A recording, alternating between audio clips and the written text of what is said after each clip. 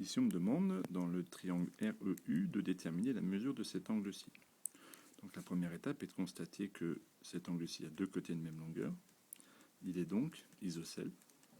Et on connaît le cours, on sait que si un triangle est isocèle, et un peu devant, si un triangle est isocèle, alors il a les deux angles de la base de même mesure, et les deux angles de la base vont être ceux-ci.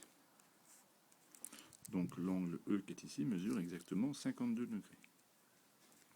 Et une fois que j'ai trouvé ces deux angles-là qui mesurent 52 degrés, il sera facile de trouver la mesure du troisième angle en utilisant la propriété des sommes des angles d'un triangle. Donc on va réviser un petit peu ceci. On a le triangle ERU, triangle isocèle en U. On sait que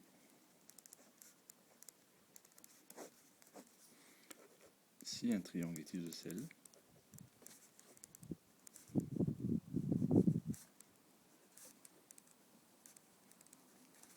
alors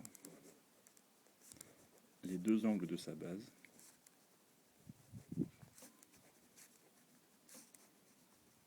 ont même mesure.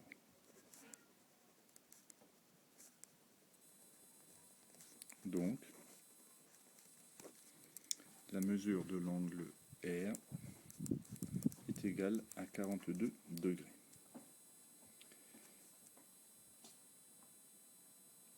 Mesure de l'angle E, pardon. Et j'ai oublié de dire ici une erreur. La mesure de l'angle R ici est égale à 42 degrés. Je vais aller trop vite. Donc j'ai un triangle ERU, triangle isocèle en U, avec l'angle R qui mesure 42 degrés. Et en vertu de cette propriété, du coup, je peux conclure que l'angle E mesure aussi 42 degrés. Et maintenant, on va faire une deuxième démonstration. On a ERU, un triangle,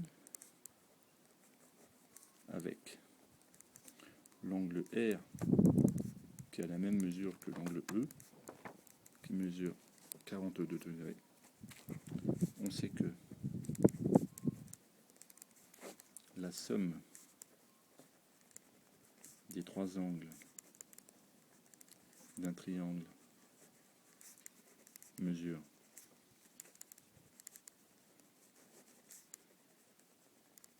180 degrés.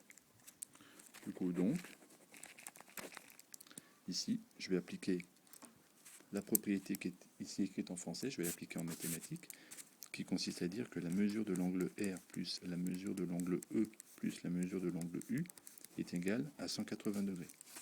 Puis je remplace R et E par les deux mesures que j'ai calculées précédemment.